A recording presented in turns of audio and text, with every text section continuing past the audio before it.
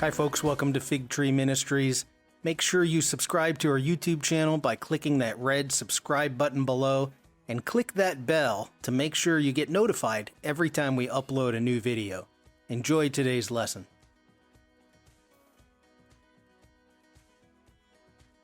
All right, so once again, Sea of Galilee, part 6. And as was alluded to in our opening prayer, the cultural aspect is so amazing to bring depth to God's Word that I can tell you that each week as we do this, I'm blown away by just how amazing and rich the Bible can be. And today we're going to look we're going to look at a couple different Bible verses, not a lot of Bible, but how the geography, the land of Israel, plays into the whole message that's coming out of Scripture.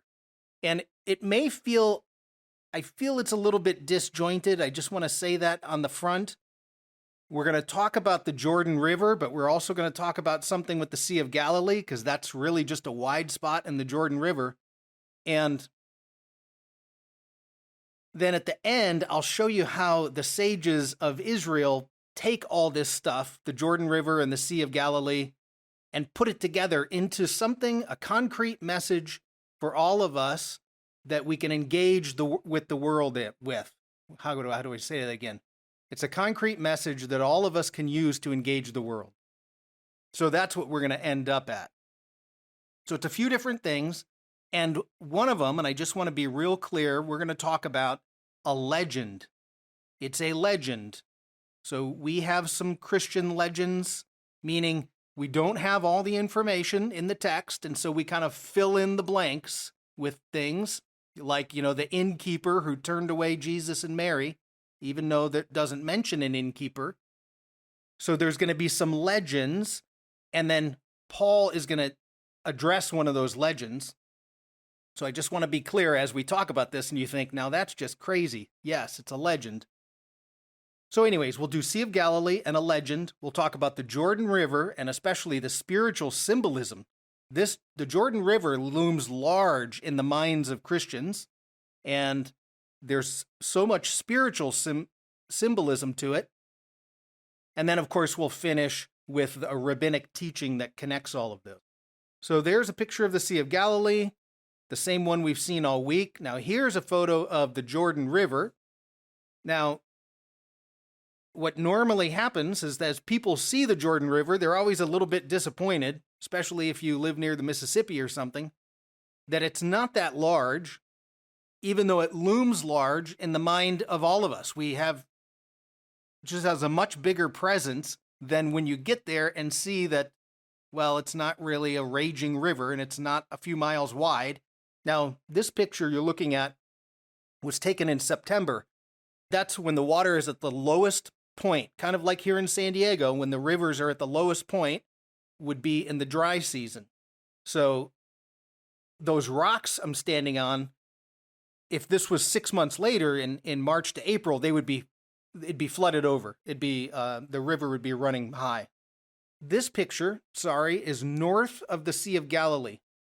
So just to the north, say around the town of Bethsaida. So the water looks a little bit clearer.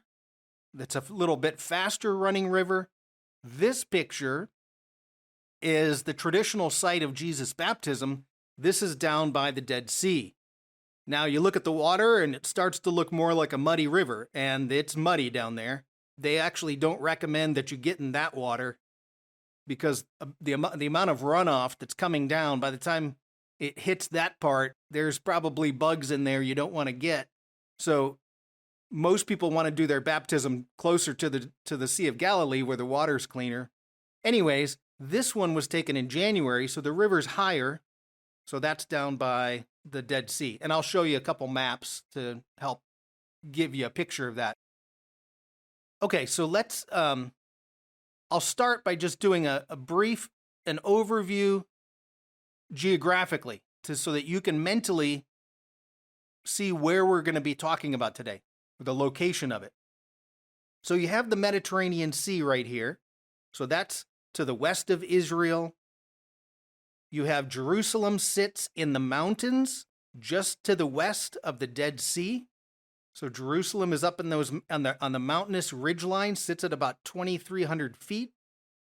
And then we have two seas in Israel. You have the Sea of Galilee, and you have the Dead Sea. Now, neither of them are seas as we think about them, but those are the two seas. And what they share in common is the Jordan River. Up here in the north, in the very northern part of Israel, is a mountain called Mount Hermon. And I'll show you a picture of it in a minute. But Mount Hermon is the mountain that the snow melts and seeps down through the rocks. It comes out in springs. I'll show you pictures in a minute. And it begins the Jordan River. So the Jordan River starts at the base of Mount Hermon to the north. It then runs pretty much straight south down what's called the Rift Valley, through the Sea of Galilee, and into the Dead Sea, where it ends. The Dead Sea is the lowest place on earth. The water doesn't run out of there. Now, just that picture right there, it's 120 miles. And you think, well, that's not a huge river. It only goes from the north of Israel down to the Dead Sea.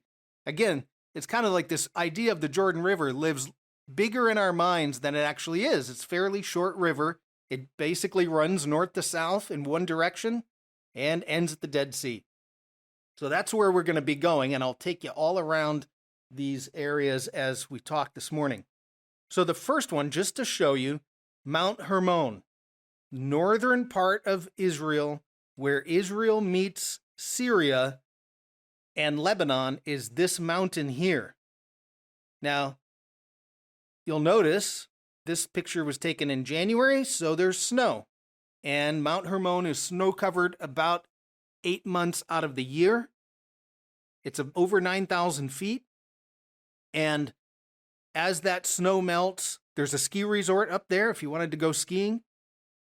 As that snow melts, it goes through the rock and it comes out into these springs that begins the Jordan River. So this is one of the things that actually brings the water down through the land of Israel. So that's kind of our overview where we're going. Now I'm going to take a little bit of a detour here and talk a little bit about the Sea of Galilee, because I said the Sea of Galilee is really just a stopping off point for the river. It's a wide spot in the river. So the Sea of Galilee, there's a legend that connects with the Sea of Galilee. And you can imagine this land is so dry, there's so little water. You can imagine, what if you grew up right next to the Sea of Galilee? What would you think? How much God is blessing you by providing this fresh water. I mean, it's an amazing thing, particularly in this dry land. So, they're looking at how is it that God is still blessing us through this lake, right? We're desert people. They're not lake people. Us who come from Northern Europe, we're water people. We're used to the water. So there's going to be a legend that's going to go into the blessings of the Sea of Galilee, and then Paul is going to address that legend. So I just want to show you that about the Sea of Galilee. Now, one thing that's cool, this is a complete aside, this is bonus material. Notice in this picture, if you can see in the foreground of this picture, right here, it's a sheep pen. So I don't know if you can see that on your screen or not, but you can see the stones have been set up to make a circle. So a shepherd will be out with his sheep at nighttime. He needs to bring them into a safe place. So he would find a sheep pen. He would lead his sheep into that pen. This picture, by the way, is right at the city of Hippos. So we've talked about that Decapolis city that sits on that where the pagans live. That's the polis, the Greek city, Hippos, and this is right outside of Hippos. But here's what I wanted to show you. As I was putting this together, I thought, oh, that's kind of a cool shot there. So you have the sheepfold. And right here, if you notice, if I bring that circle down, if you notice in that sheepfold is a little opening. Of course, you have to have an opening to bring the sheep in and out of. That's the gate to the sheepfold. And you have to protect against wolves, against lions. So who protects the sheep against the enemy? Well, the shepherd does. And so one of the things the shepherd does would sleep in the gate. So the shepherd would lay down right at that gate so that if an animal were to try to come through the gate, the shepherd would stop it. Now that sounds like fun, especially if there's lions around, to be woken up in the middle of the night. But what does Jesus say? So in John, and we're not going to look at the verse, but John 10, it's verse 7, Jesus says, I am the gate for the sheep. So he calls himself the actual gate for the sheep. And so it's a cool imagery to see that when he would say, I'm the gate for the sheep, I protect the sheep from the enemy, everybody would understand it because sheepfold are everywhere in Israel, and you know that the shepherds sleep inside the gate. So I just wanted to show you that little bonus material. Okay, let's go. Let's move on. Okay, so we need to talk about this legend. It's how lucky we are to live next to the Sea of Galilee. It's fresh water. It's amazing that God is still blessing us. And this is going to be a legend based on Scripture. So, Scripture, especially the Old Testament, so many details are missing. And, well, I'll give you this example in a minute, but so many details are missing that they would begin to fill in the blanks. So, same thing, just like our Christmas story, right? There's so many details of how did Joseph and Mary travel? Well, we put Mary on a donkey, even though it never says that. There's innkeeper, even though it never says that. So we're kind of filling in the blanks to fill out the story. So that's what they're going to do. They're going to take something from Scripture, they're going to fill out the story, and then the Sea of Galilee is going to enter that. So the legend, as we know it today, if you want to Google this, you can Google Miriam's well. And this is a mysterious thing in the Bible that the sages wrestled with. And what they came up with was an idea called Miriam's well. And I'll show you again how it connects to the Sea of Galilee. So where do we get Miriam's well? Where does that come from? Well, Miriam is obviously Miriam is the sister of Moses.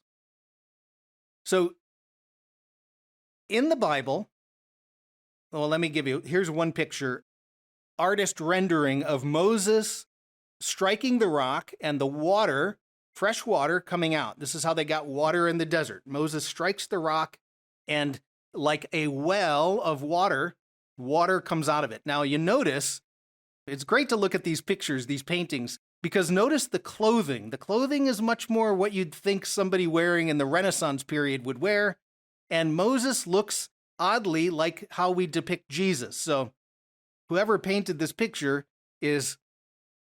there's a lot of conflating going on to bring that into modern, what was modern times to them. Anyways, so we have this story about getting water in the desert. God's going to bless them with water. And what we notice, very strange thing, there's only two times in the first 5 books, as they're in the desert, only twice do they mention how they get water or getting water for the people. The first time is Exodus 17. Don't turn there because we're not going to read it, but Exodus 17 is right when they pass through the Red Sea. They're grumbling about water. God says, strike the rock with your staff, and water comes out. And everybody gets water. That's the first time you see water. Then you don't hear anything about water until the very end of the journey. So you get to Numbers 20. And in Numbers 20, this is right as they're about to leave the promised land, leave the wilderness to go into the promised land, you get another story about water. So now you scratch your head and you think, well, wait a minute. Where did they get water for 40 years? Because they were moving around. We know they moved around. So where did the water come from?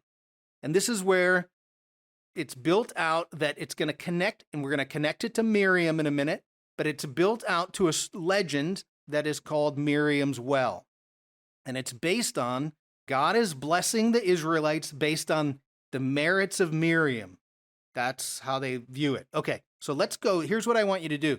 Turn to Numbers 20, because we want to at least read a little bit of this and see how we're going to connect it to Miriam, and then talk about the blessing of water that's coming out of God blessing them with water. And what else does that?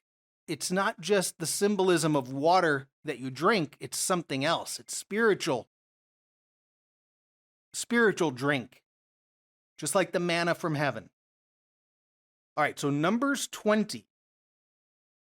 And I'm going to start,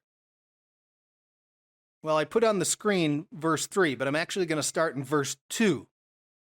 So skip verse 1 for a second, and I'll come back to that, and we're going to look at verse 2. So as I said, the very first time they grumbled about water was Exodus 17, right as they had come out, as they had passed the Red Sea, and they're on their way to Mount Sinai. So Numbers 20, verse 2 says this: "Now there was no water for the community." Now what happened? Where did the water go? So they apparently had water, and now there's no water for the community. And the people gathered in opposition to Moses and Aaron. They quarreled with Moses and said, "If only we had died when our brothers fell dead before the Lord. Why did you bring the Lord's community into his wilderness? That we and our livestock should die here?" Kind of sounds like Jonah from last week. "Why did you bring us up out of Egypt to this terrible place? It has no grain or figs, grapevines or pomegranates, and there is no water to drink." Now, see, we don't read our Bible this way, but if we had our Torah, the first 5 books, memorized, you would know, well, that's a strange question, because they've had water for 40 years. Where did the water go? And this is the puzzle that the sages are trying to puzzle out of the text. How do we read it? So let's go back. Now, what I want you to do is look at verse 1 in Numbers 20, because this is where they come up with, here's what happened with the water. So Numbers 20, verse 1 says this: "In the first month, the whole Israelite community arrived at the desert of Zin and stayed at Kadesh." So they're on the move. Notice that. "There, Miriam died and was buried." Oh, Miriam died. Then what happened? Verse 2, "There was no water for the community." Aha! Miriam must be connected to having water for the community, because the moment Miriam dies, the water goes away, and they begin to grumble. So the sages, again, they're trying to puzzle out what's happening here. And they say, aha, when Miriam died, the water that they had been receiving disappeared.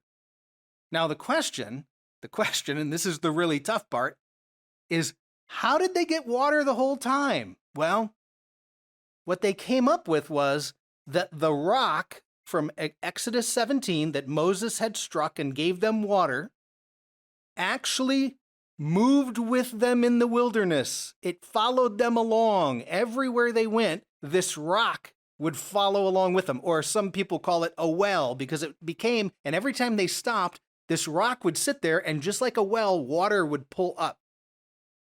Now that's crazy. We know that's obviously not literal, but they're trying to explain God's blessings on them. So this rock that moved with them through the wilderness and followed them along, and then Miriam dies and the rock no longer puts out water or disappears. And so Moses has to go through the whole process again. So this is what we call then Miriam's well, is how they named it. It's a rock or it's a well. Now it's not just the physical water that you drink, it's the spiritual water, just like the manna from heaven. So there's something about it that's both spiritually edifying and for the physical body edifying. All right, so Miriam's well, where do we find this? Just so you know, I'm going to give you the reference, a reference. So this is one book that you can find this whole story in. You can find it a number of places, but this book collects all these legends and then summarizes them. So this is a book called The Legends of the Jews. It's by Louis Ginzberg, not the same Ginzberg that we had mentioned a few weeks ago. Oh, wait, I'm sorry. Same Ginzberg that we mentioned a few weeks ago, but someone in the class had mentioned a different Ginzberg. So this book called Legends of the Jews goes through step by step all the stories from the Old Testament, and then where you have different legends that are built in. And what's intriguing about all of this is you then can see how the New Testament writers are often engaging not just the story that's written in the Old Testament, but they're engaging what the common thinking about that story was in what we would call the legends. What do we think about that story? And so Paul might engage that, or Peter might engage something from there, something that's collectively known but isn't in our Old Testament. So this is a great book. Lots of New Testament references in this, including when he talks about Miriam's well, he's going to mention Paul's writing, which I'll show you in a minute. Okay, so back to Miriam's well. It's a rock or a well that moved along with them in the desert. Now that just sounds ludicrous, but this is how they explained where they got where they got water for 40 years, even while they're moving. So let me show you the quote, first of all, from the rabbinic writings. So the quote, I put it on your sheet because you probably don't have this accessible. So the rabbinic writing says this: thereafter, the water-giving rock, so the water-giving rock, that's the rock that moved with them, accompanied the children of Israel throughout their wanderings in the desert. That's the rabbinic writing. Now, let's compare that to Paul. So I want you to turn in your Bible to 1 Corinthians 10, and then we're going to look at verses 3 and 4, because Paul is going to use this same legend to address his audience in Corinth to tell them something about Jesus. So he's engaging the common thinking of a first century Jewish community. What would they know about the story in the desert? So 1 Corinthians 10, verses 3 and 4. Okay, so 1 Corinthians 10, verse 3. Speaking of those who were with Moses in the desert, they all ate the same spiritual food, that's the manna that God provided them, and drank the same spiritual drink, for they drank from the spiritual rock that accompanied them. What's the spiritual rock?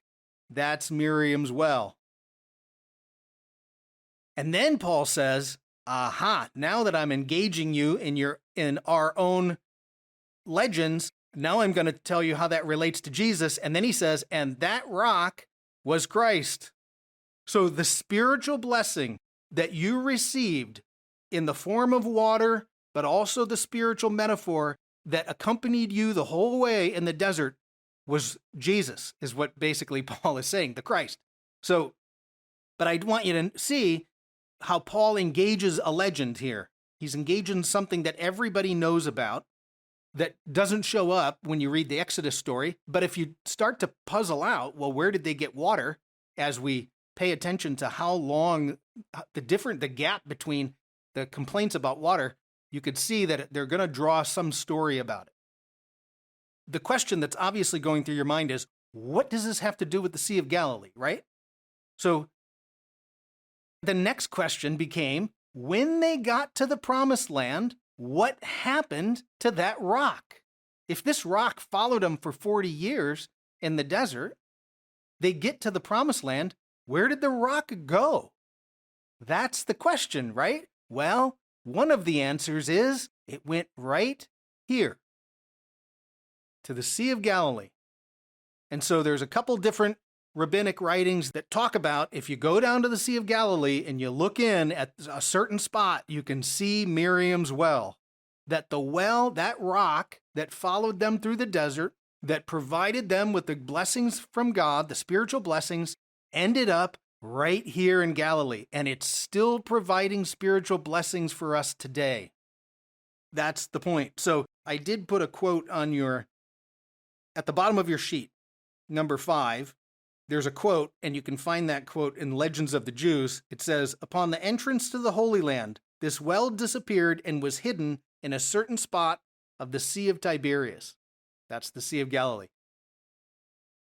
What's the point, though? We've got these blessings from the water that's right here. Where did the water come from? How is God still blessing us? Now, they're not asking literal questions. They're asking the spiritual questions. It's spiritual water. And the fact is, God's blessing of spiritual water is still there with them, right? It's right there with us. It's your way of saying God is still blessing us today.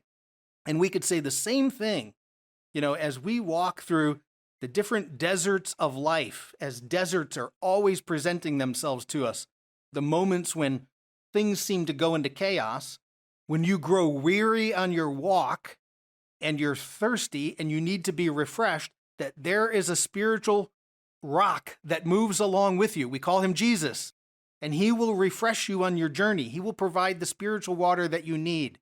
So it's metaphor, but it's a really cool way to connect the Sea of Galilee to the Bible, or to the Bible as far as the Old Testament, and how God is blessing you. So I hope that was clear enough.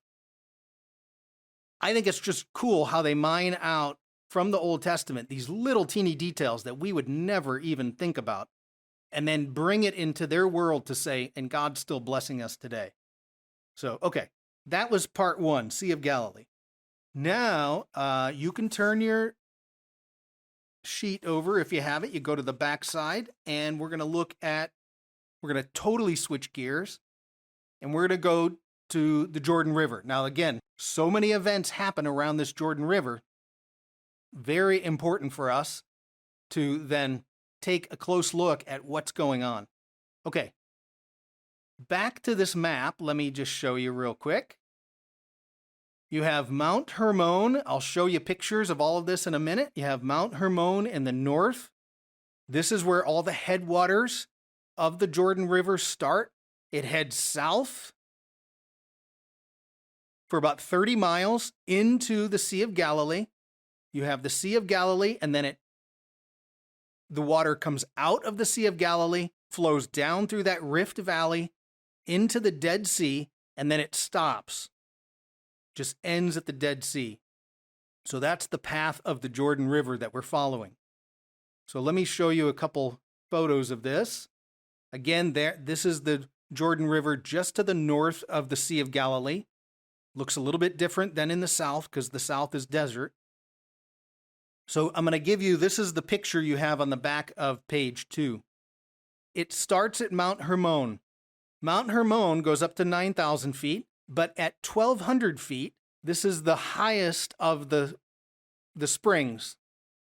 And so at 1,200 feet, the river begins to flow downhill, and it goes to the Sea of Galilee, and the Sea of Galilee is 700 feet below sea level. So the Salton Sea is only 200 feet below sea level. So the Sea of Galilee below sea level, and this happens in about 30 miles.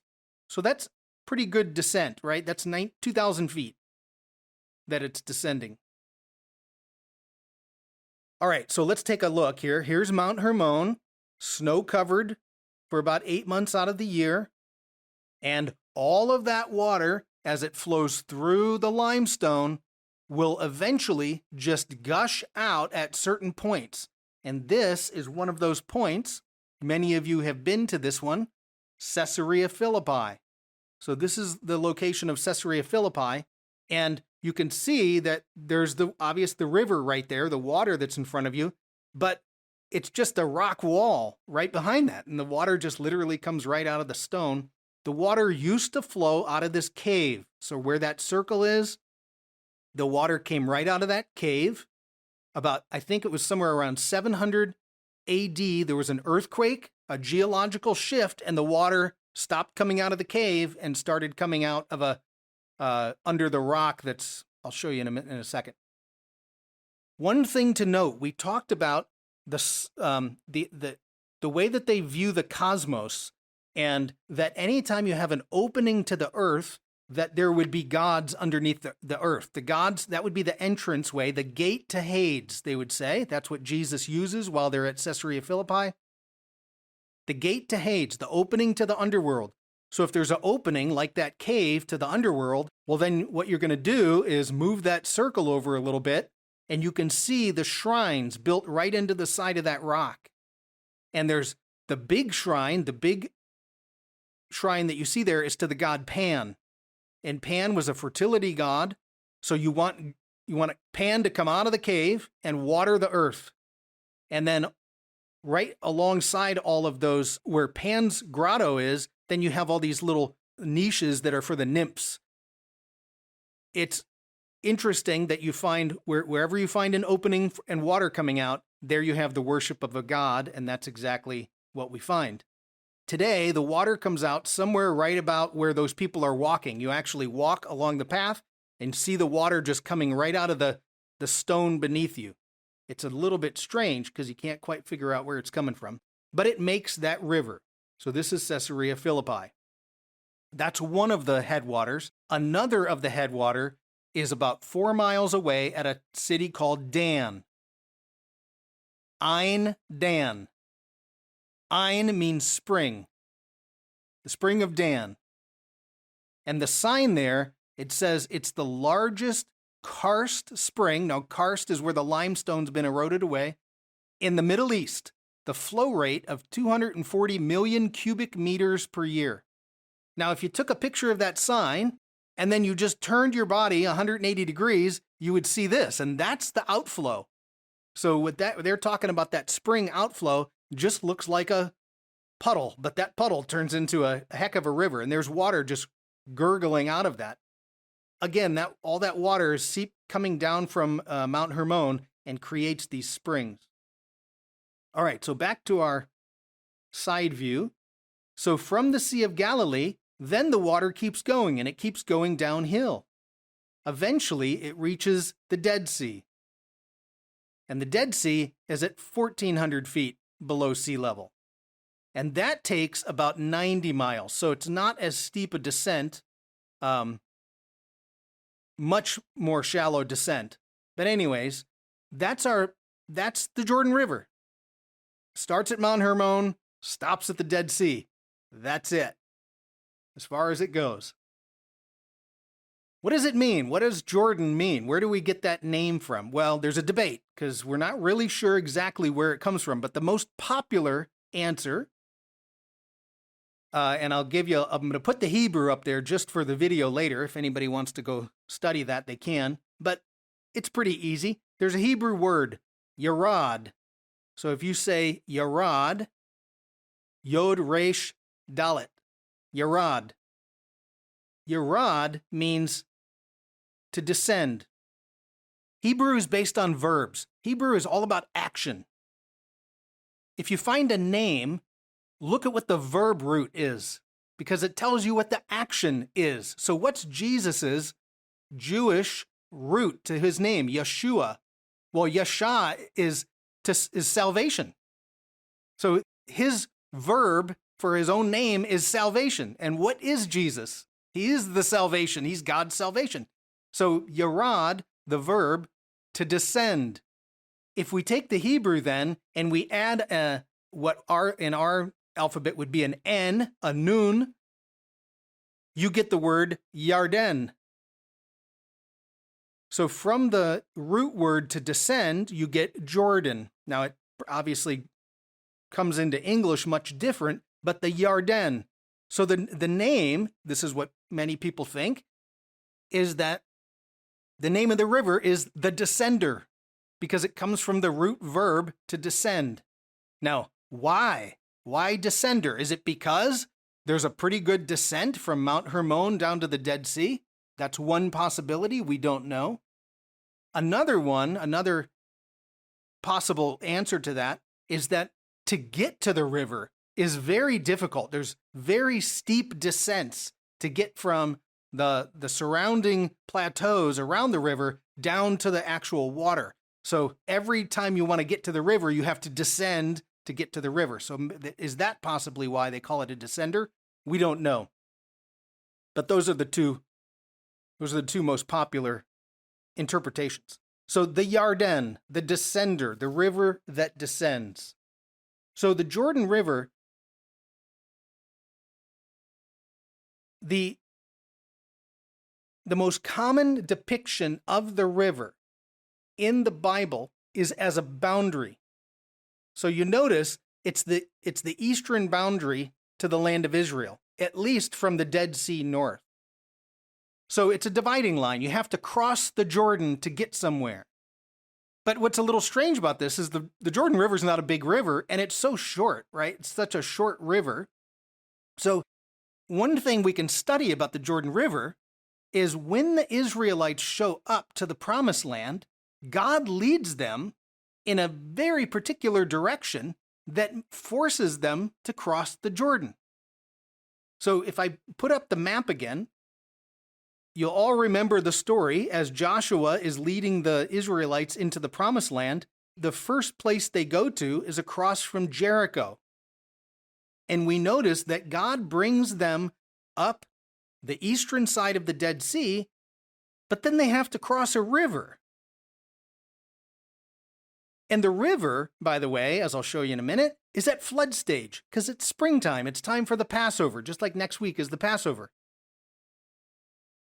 It becomes now a strange thing. Well, wait a minute, God. If you wanted to bring your people into the Promised Land, why not just go up this side of the river?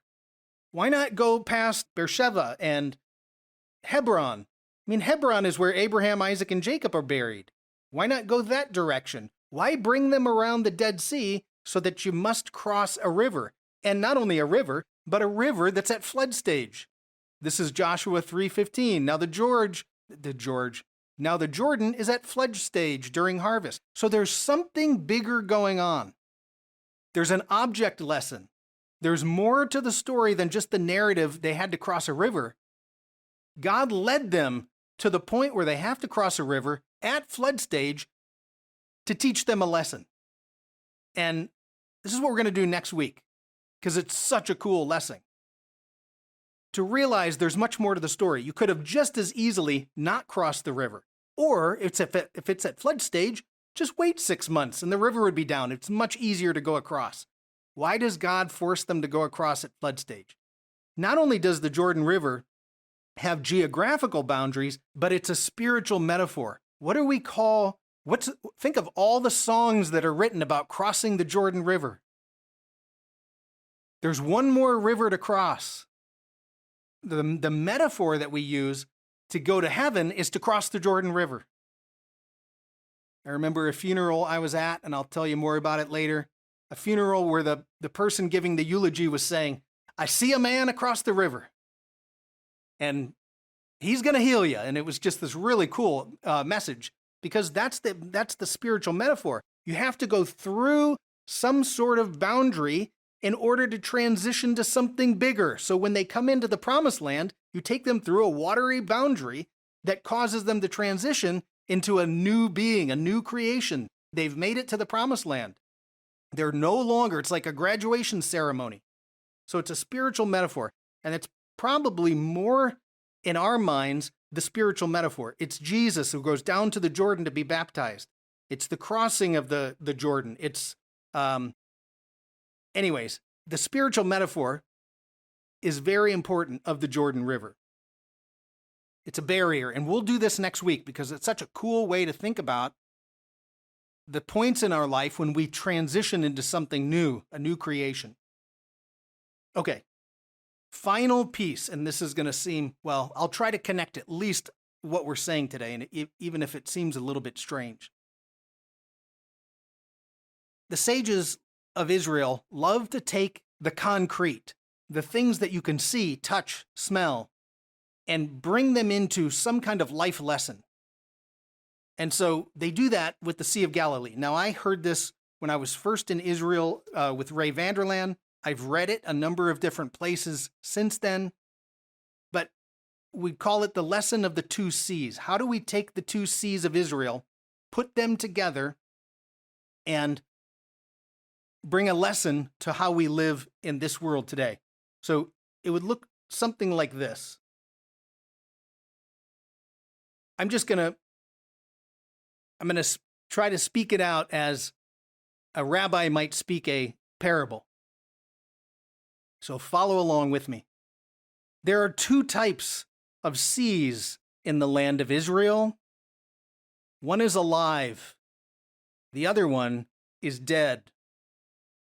The alive one is fresh water. There are fish and plants and animals and people, and all of them thrive.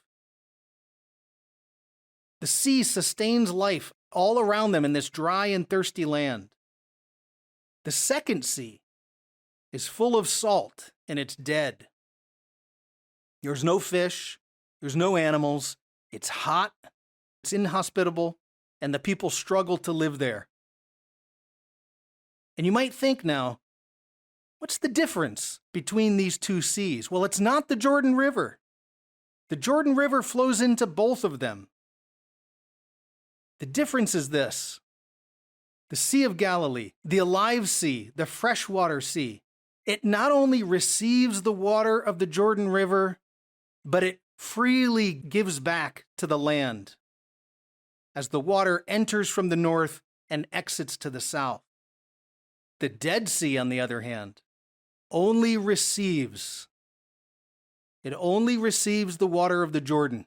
It's selfish and it doesn't give anything away. There are two seas in the land of Israel. One is alive and one is dead. There are two types of people in the world. One is alive and one is dead.